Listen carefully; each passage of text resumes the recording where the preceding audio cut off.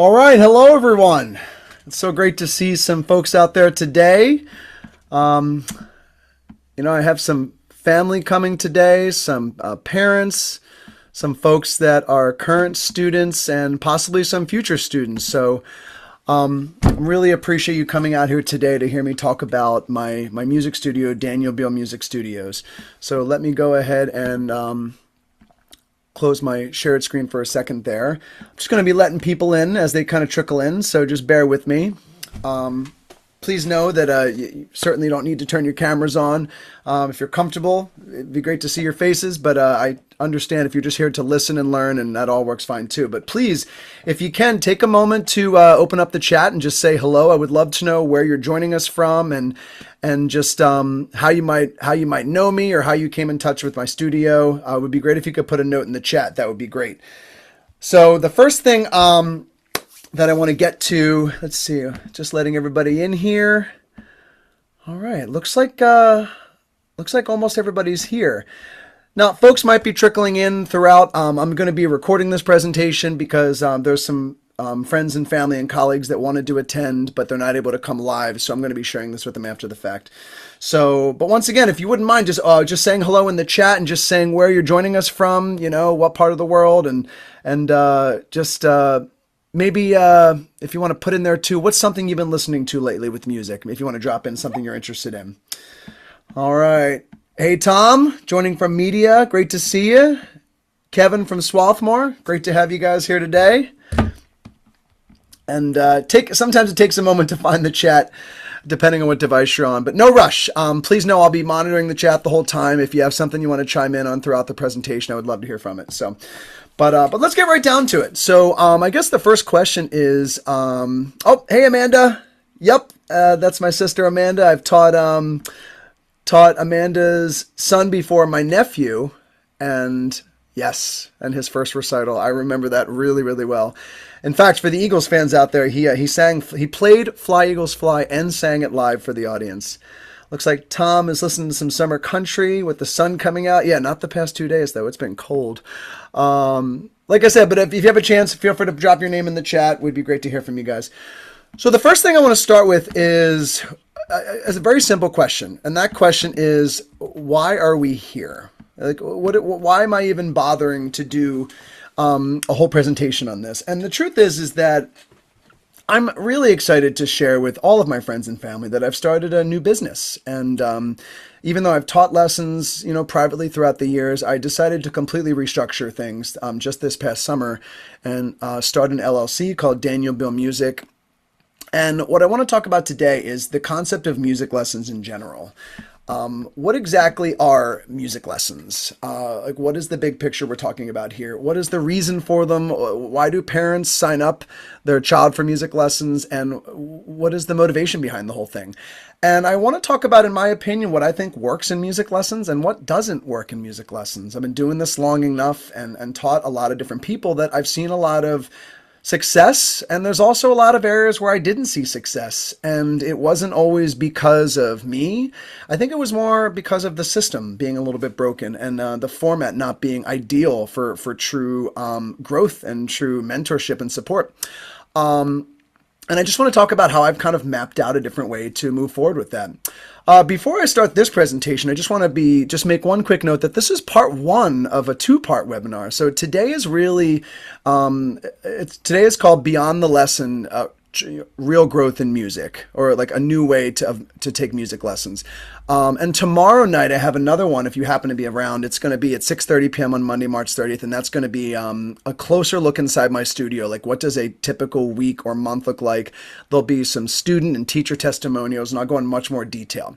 But carrying on here with what is the point of music lessons? So my first question for you, if you guys wouldn't mind putting your thought in the chat, what do you think music lessons should be like?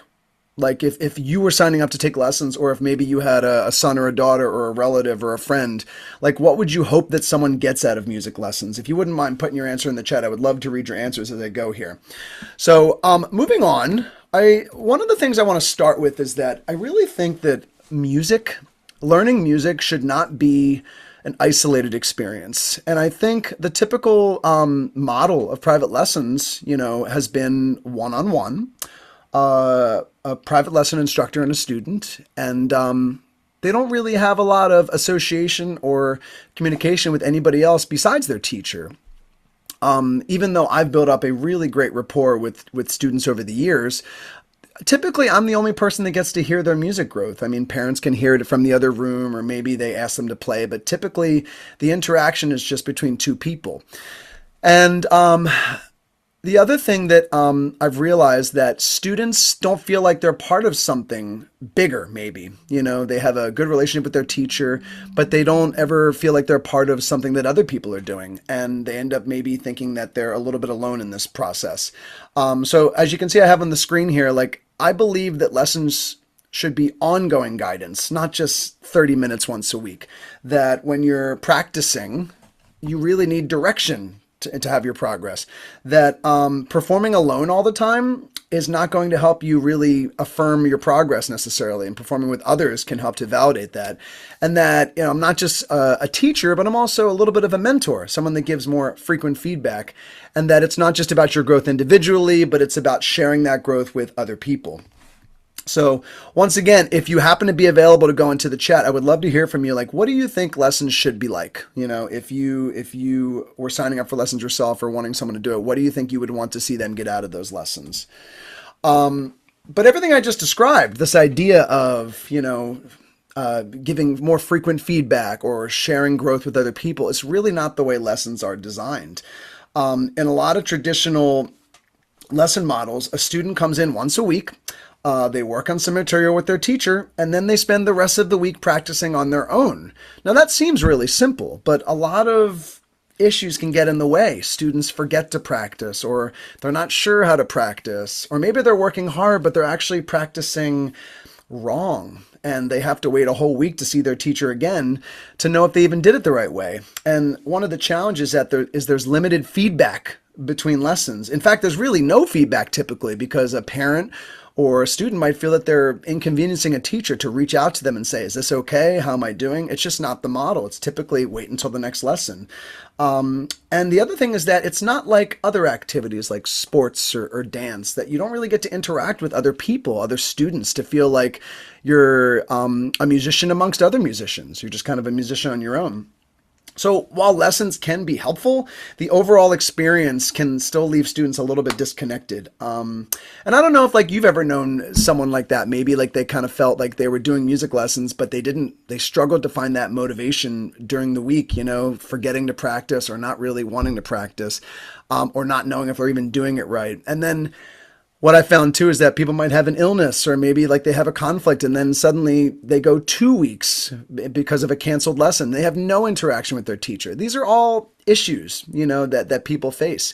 So, like I said, lessons are typically one lesson per week, no feedback. They practice alone. Their progress is hard to measure.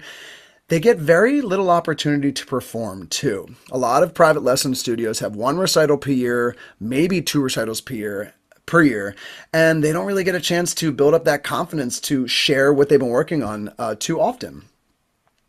So another thing I'd like to point out before I dig into the solution to all this is, just because they're putting in the effort doesn't mean that's going to guarantee progress, and also in a meaningful time frame. Because a lot of times students, one of their struggles is that they don't get to feel like they're making progress fast enough. Not having more frequent feedback it can let students know that it doesn't really let students know that they're on track, and it doesn't keep them motivated. So they can't always see that progress. So Kevin says, guidance to find an opportunity to collaborate with other musicians. Yeah, it's really hard to create those experiences. And in a private lessons, a traditional format, there really isn't a lot of interaction except with your teacher itself. And I think a lot of people, they long for that connection. They want to make music with other people, because music is not something that's necessarily something that people want to experience on their own. They want to be able to share with other people. And then I'm just catching back on the comments here. Tom says he wants my lesson to be personalized to how I learn best. Yes, I will touch on that later. So really, when students are putting forth the effort, but they don't have the right system in place, their confidence and their motivation is going to fluctuate. And that's one of the things I wanted to overcome. So the question is what actually helps students thrive? What's actually going to, when a student signs up for music lessons, what's actually going to make them feel like they're really growing and developing and gaining confidence and increasing their enjoyment? And in my opinion, one of the things is that they need consistent feedback throughout the week. In an old system, that's not really possible because there isn't really a lot of communication in a traditional lessons format. They need opportunities to apply their learning regularly, not just once a year, maybe twice a year with a recital.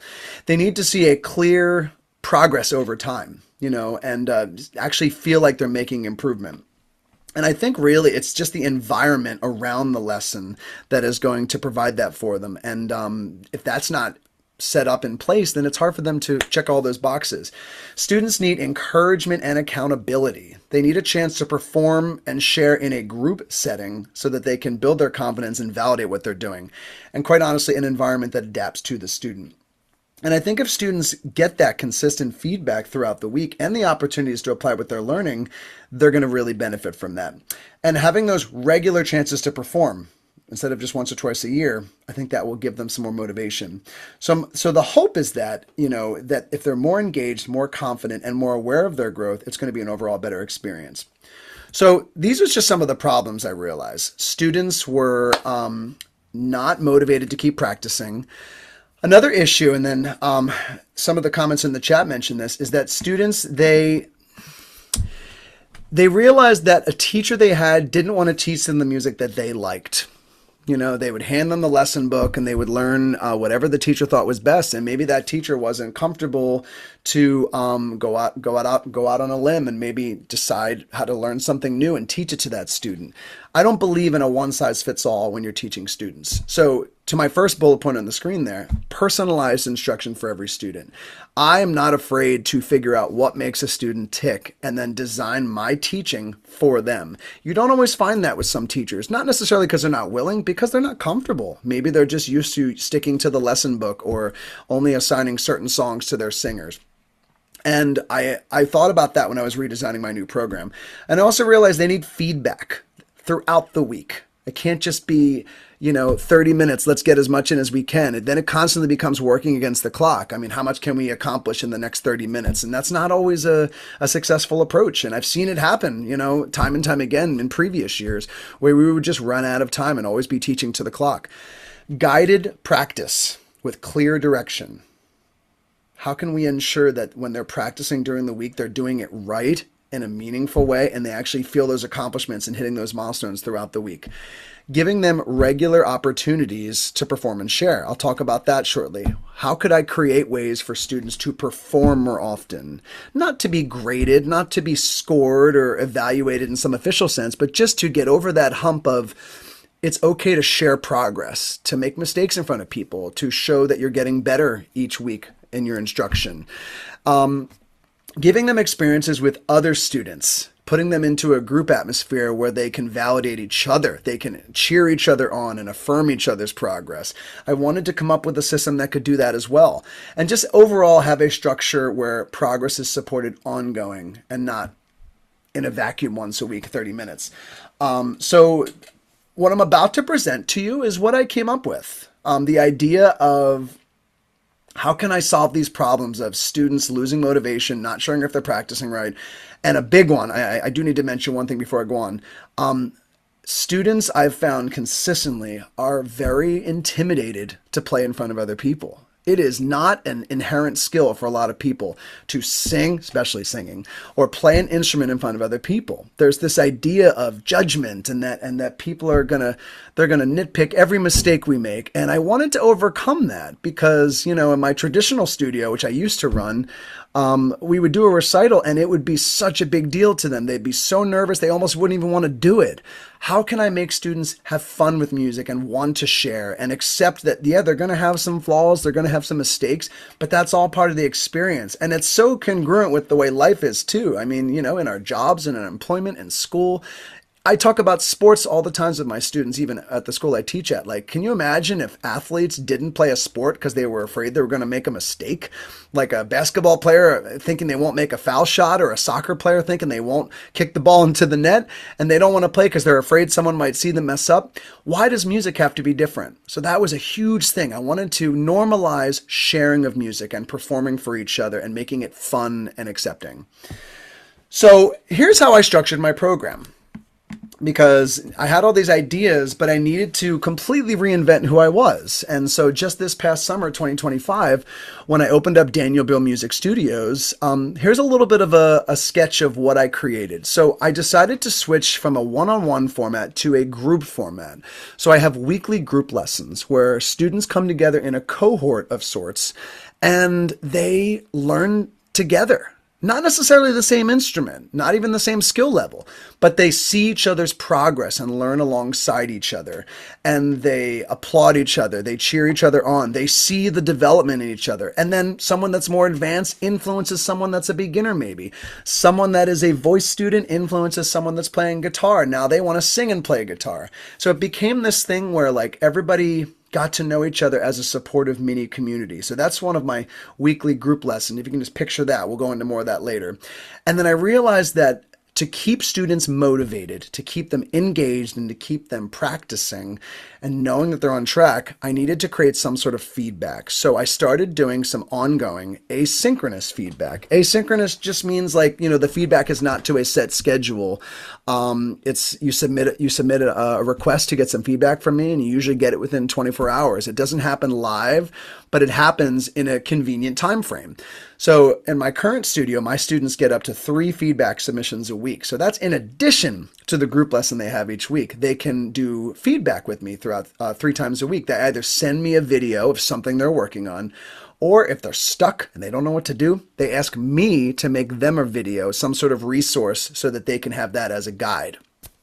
I wanted to create regular performance opportunities. I'm going to talk about what that is in a minute, but instead of a recital once a year or maybe twice a year, I created 12 performance opportunities a year. And I'll talk about what that is in a little bit, because I wanted students to think that part of being a musician, part of loving and experiencing music, is to share, is to perform, is to share your gift with other people. Because when people learn music, it does become a gift they have to be able to play an instrument or to sing. It's a very personal gift, but it can also be something that is shared. I personalize guidance within a supported system. So I still give them that unique, customized approach in the system I've created, where they can still learn what they want to learn, but in a system that works. And then honestly, if you want to compare those two things, that individualized feedback and the weekly group lessons, it's a combination of individual direction but shared learning. So going on to my next section here, I want to talk about like what these group lessons are like. So they're honestly a core part of what my program has become. I've been doing it for, let's see, August, September, October, November, December. We're going on about 9 months here of this program. And the group lessons have been a cornerstone of what I do. In a typical group lesson, you might think that it's all piano students or it's all guitar students. The truth is that it's a variety of people in each group. It depends on the student schedule, but I've structured my program in a way that you don't have to all do the same thing to learn together and to grow together, because the group format is more about sharing progress and applying what you've learned with other people there to support you, and less about the individual feedback and instruction, because that's already been happening during the week with the feedback submissions. So by the time we get to a group lesson, you're ready to provide updates. So in a typical group lesson, what ends up happening is that, I greet everybody. We all ask how everyone's doing. Sometimes I'll have like an icebreaker, like I did with you all, like, what's some music you're listening to these days, or how was your weekend? How was your spring break? And then we go into updates. Every student takes ownership and talks about what they've been working on that week. It keeps them, they know that every week at that group lesson, they're going to provide an update, not just for me, but for their peer group, for their cohort of other people. So we talk about updates. How did it go this past week? What are you working on? And then we come up with a plan, because the rest of the group lessons are usually about an hour long, 45 minutes, hour long. Then we go into something called breakout rooms, which imagine is like I suddenly have created all these practice rooms for people, and everybody goes in with a very clear-cut clear-cut plan, and I stop and visit each person. I give them that one-on-one guidance and check-in, and I ask them how things are going. I give them like a short little, some tips. I give them some strategies, and then this is where the real application of learning occurs.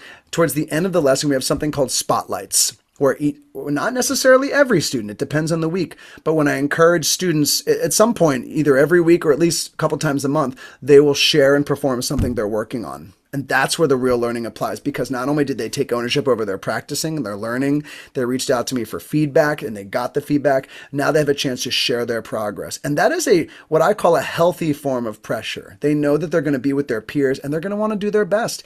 No different than doing a presentation at school, than an athlete showing up for their team and practicing and working hard, or a dancer knowing their choreography. It suddenly becomes we all want to show up with our best foot forward as musicians.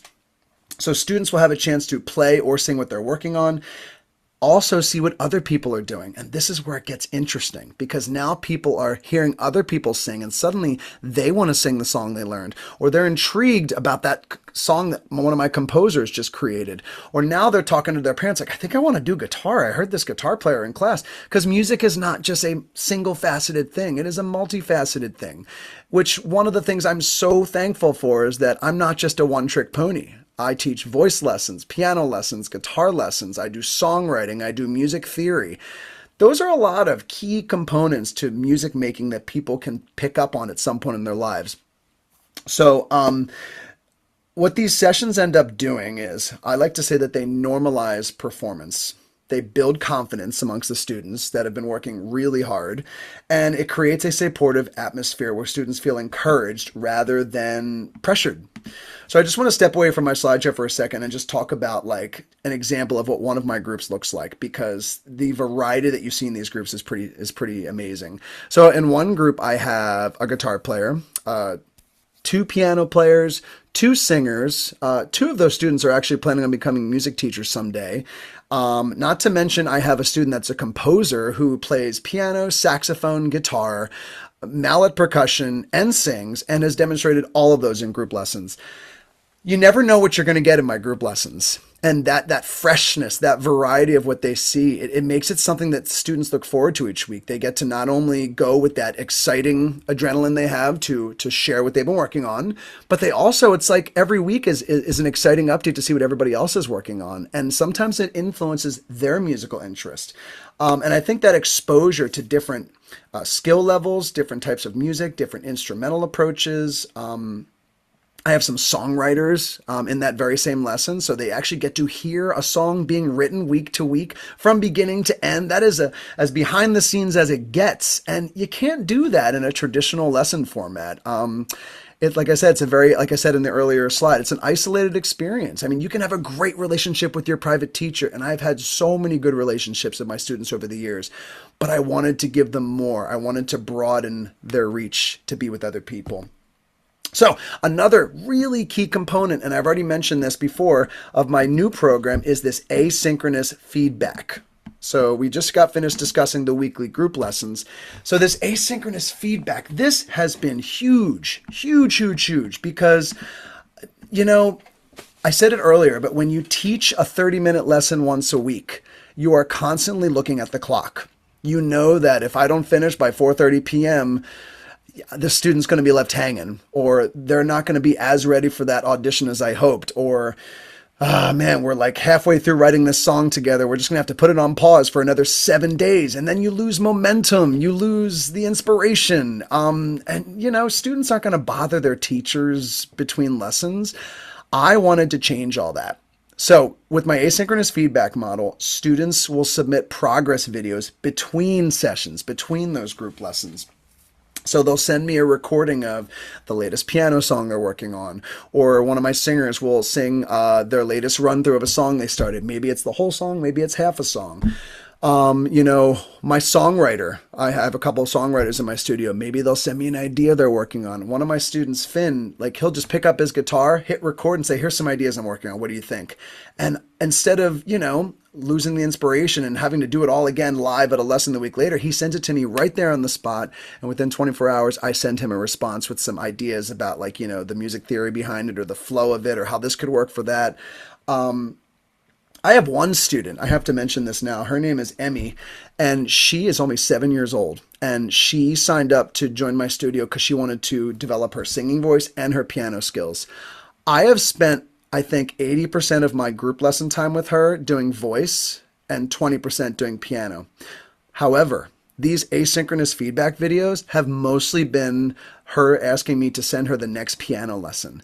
I have never done this in my whole career. This 7-year-old student is teaching herself piano because of these asynchronous videos I'm sending to her each week. So I see her on a Wednesday, and then the feedback submissions are Tuesday, Thursday, and Sunday. So between Wednesday and Wednesday, she submits a request for Thursday, Sunday, and Tuesday. And then sometimes I'll send her 3 videos in that span of time, all teaching her how to play songs in her piano book. And by the time we get to the lesson on Wednesday, she can already play them.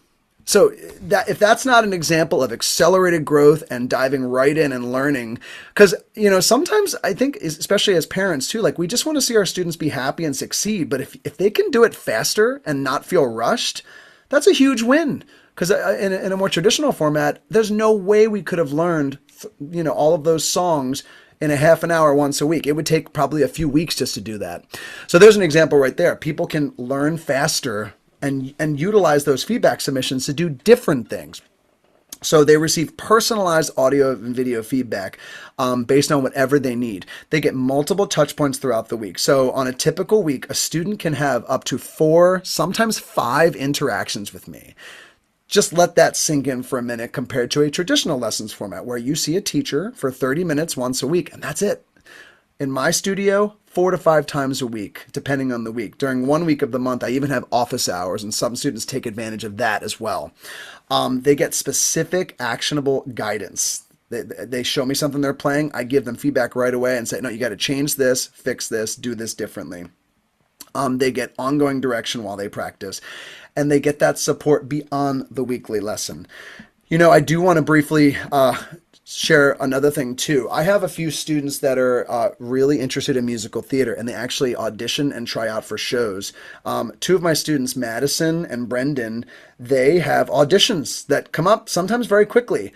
And I'll tell you what, sometimes the timing does not work out very well. If someone has an audition on a Tuesday and they have a lesson with me on a Wednesday in the past, well, so we have our final run through. That's 6 days before the audition. Wouldn't it be nice if they could work harder and get better and better at it and send me some updated videos? So both Madison and Brendan, when their auditions were coming up, they were sending me multiple videos. They would, and each time I send them feedback, they would get right back to work and fix it up and do something different. Then they'd send me another video like 2 days later, and then I would give them more feedback, and they would make that progress again. And you can't do that in a traditional format. In the Daniel Bow Music Studio, there's this flexibility to work in between lessons on their own time and my own time so that they can get what they need, sometimes on a schedule that's not very forgiving. So that was a huge thing for Madison and for Brendan, that they could actually prepare for their auditions and feel more confident that they weren't feeling rushed in a half an hour lesson. So let me jump back on here. So the asynchronous feedback has been huge because it allows students to work on their own time, their own schedule. I'll give you one last example. Like, what if I have a singer that's sick and their lesson's Thursday at 7 o'clock? They can't sing. So is that just a waste of a week? Or is there some way to recapture that? And the truth is that because of these asynchronous feedback submissions, that student could send me 1 or 2 videos in the meantime before we have our next lesson and not feel like progress is stalled.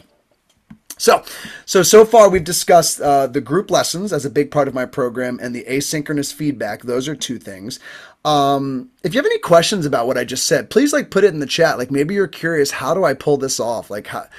Maybe you're wondering, how do you make a group lesson work with all those different people in there? How do you keep them motivated, engaged, and all that? Feel free to drop a question in the chat if you have one.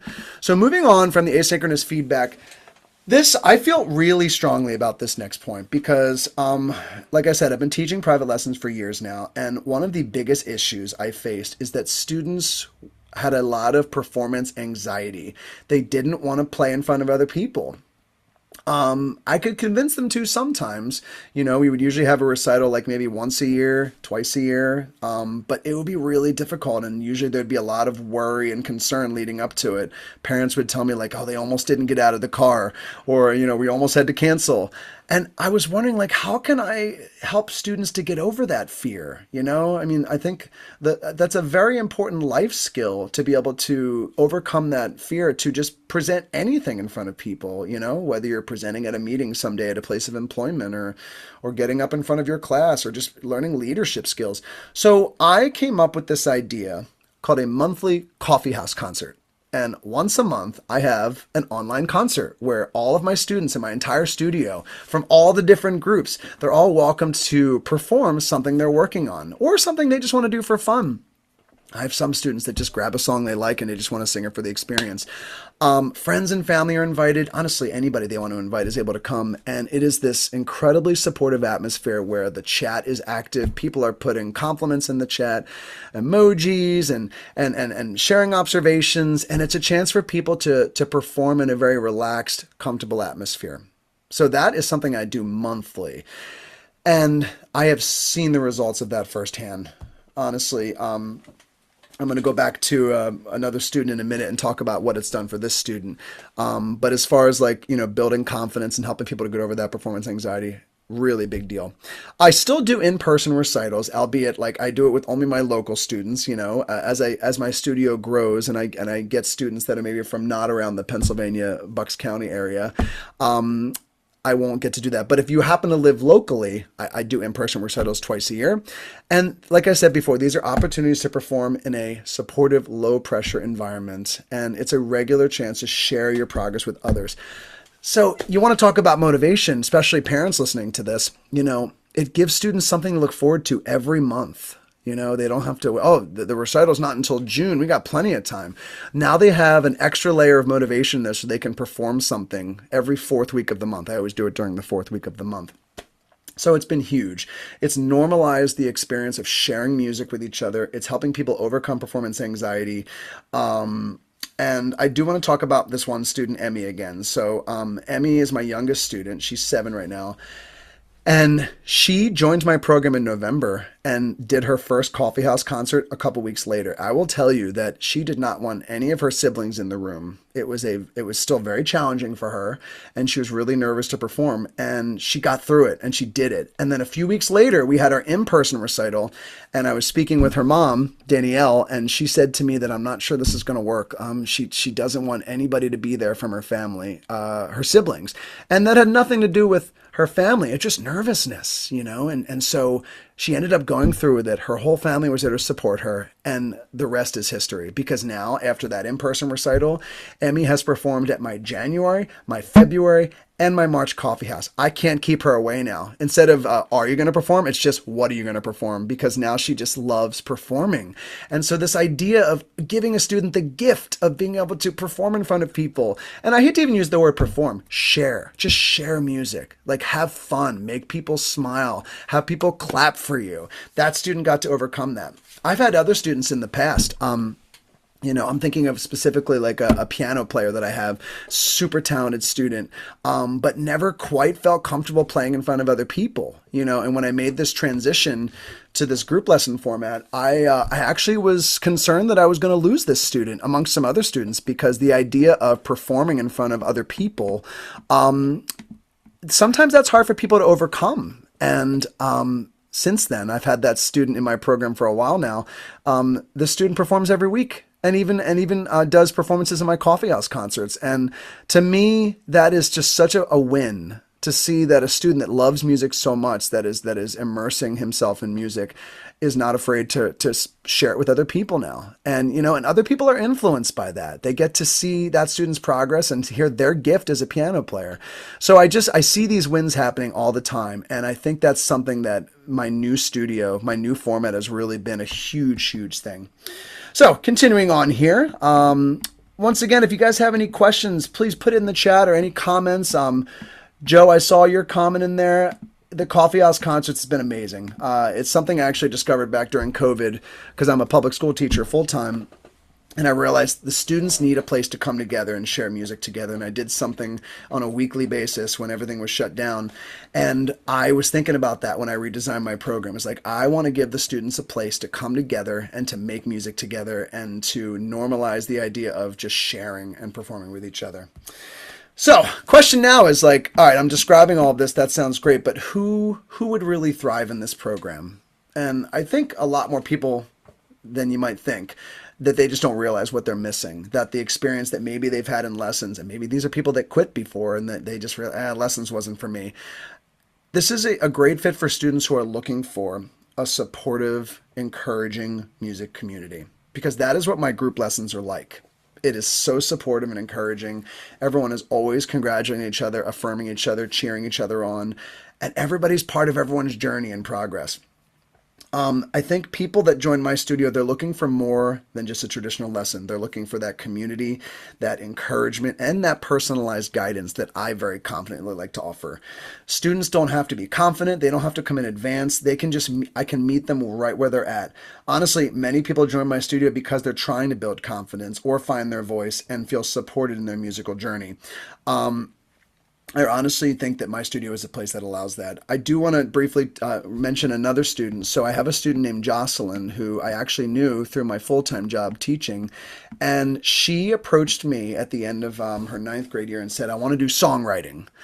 And I know that there's a lot of private instructors that would be very intimidating to them. Well, how do you teach songwriting? And I just love the challenge of that. So this student wrote lyrics, they wrote melody, but they didn't have the instrumental background to do anything else with it. She doesn't play piano. She just started with me, but doesn't play guitar. So we became collaborators. So Jocelyn and I would work together each week. She would send me ideas. She would sing her melodies. I would play some chords or make some music with her to see what would work. She would tell me if she liked it or didn't like it. And I told her, like, you are in charge. If you don't like the chord I just played or the tempo I'm playing at, you correct me. And so this became this whole exchange of ideas. And by the way, this all happened in the group lessons too. So students in that group lesson got to see her progress week to week. They heard the song from the very first idea to its completion at the recital we did in December.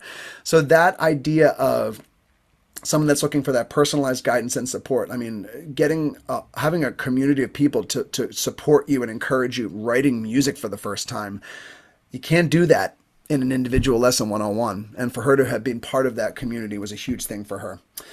So everything I've talked about here, I just want to see if I can tile this up in a nice bow for everyone. I came up with this 3-pillared system.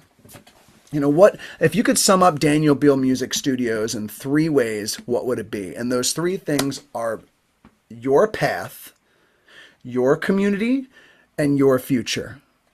I've already elaborated on all of these the entire presentation, but let me just kind of connect the dots for you here. Your path means that I will personalize the guidance that you're going to get, and I will tailor it to you specifically. If you want to learn rock music, I'll teach you rock music. If you just want to do Broadway, I'll do Broadway. If you want to write your own music, let's write music. If you want to study from a traditional piano lesson book, we'll do that. I think that a reason that a lot of students quit lessons is because teachers don't want to understand them. They just want to teach what they're comfortable with. And so that's what it's all about, your path. Your community, I think I've made that very clear why that's important to me. I want students to feel like they are part of a group of musicians, that they are part of something greater than themselves. Their musical learning and experience is something that other people will appreciate, and they will be happy to see their progress. And I think being part of that community, it motivates them to work harder, but it also validates their hard work. And it also makes them feel good about themselves, that they have people that are cheering them on and wanting to see them progress. Everybody in these group lessons wants to see progress every week. I mean, it's part of that shared mentality that we're all musicians, we all have our flaws, and we're working on beating those flaws, and we're all going to improve and make our way forward each week. And then the last thing is your future. What are we building here? I mean, music is such a universal truth for everybody, I would say. And what are we planting the seeds for? And the biggest thing is confidence.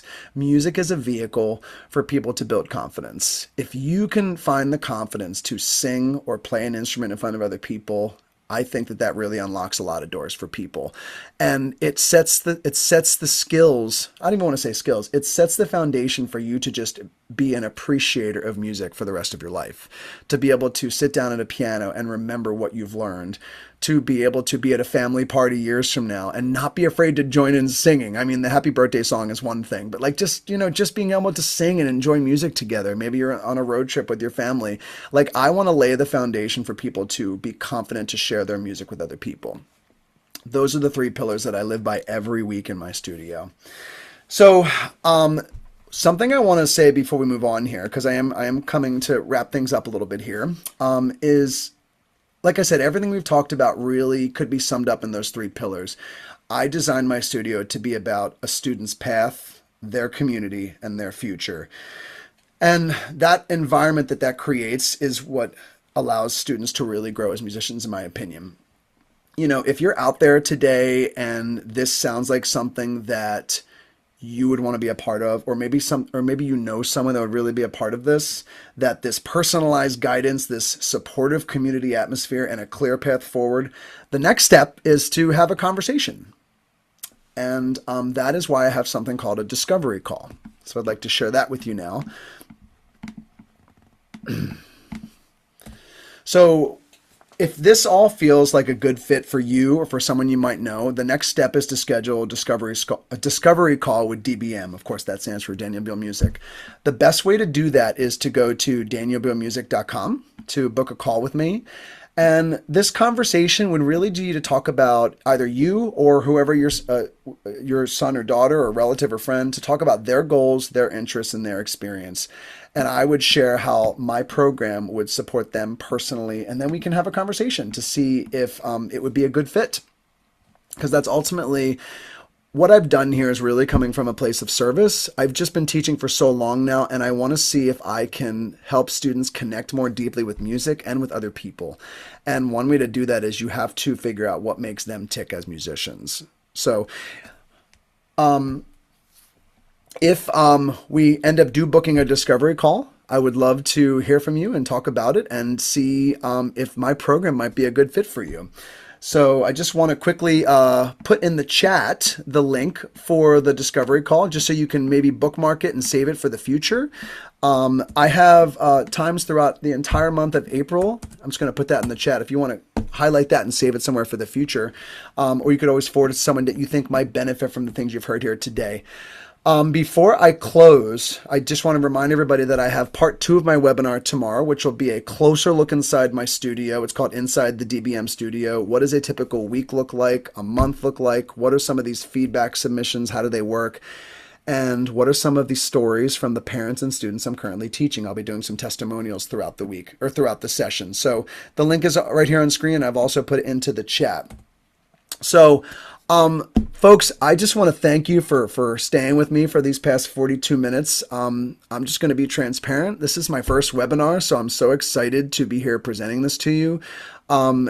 Thank you so much for being here and listening. If you have any questions, please feel free to put it in the chat. I would love to stick on for a minute and answer, and if you have it. And like I said, if you on the call or you happen to know someone that's interested in maybe taking a step into a more immersive music experience, more of a music mentorship experience and not a traditional format, I would love to schedule a discovery call to meet with them. And secondly, you can also go and connect with me on Daniel Beal Music on all of the major social media platforms. I would love to hear from you guys. So before you leave, I would love it if you could just drop a message in the chat and just maybe tell me one thing you took away from today, just because it certainly helps me inform what I do forward. But I would love to hear from you guys. If you have any questions, let me know. Going to wrap it up here in just a few minutes. So just a big thank you again to Amanda and Joseph, Tommy, Kevin, Lindsay, Ryan. It was so great to have you guys here today. And I'm just really excited to spread the word and to tell people what I'm doing in the studio, as I'm still a small studio that's in the process of growing, but I'm seeing true results, and I'm looking forward to sharing those with some new people. Well, I'm not seeing any questions pop up at the moment, which is fine. So I think I'm going to close with once again, it was great to have you all here today, and I'm looking forward to talking with some of you in the future, or maybe scheduling a discovery call to talk about how this might be a good fit for your son or your daughter or your friend or your colleague. So thanks so much, everybody, for being here today, and I look forward to talking with you all in the future.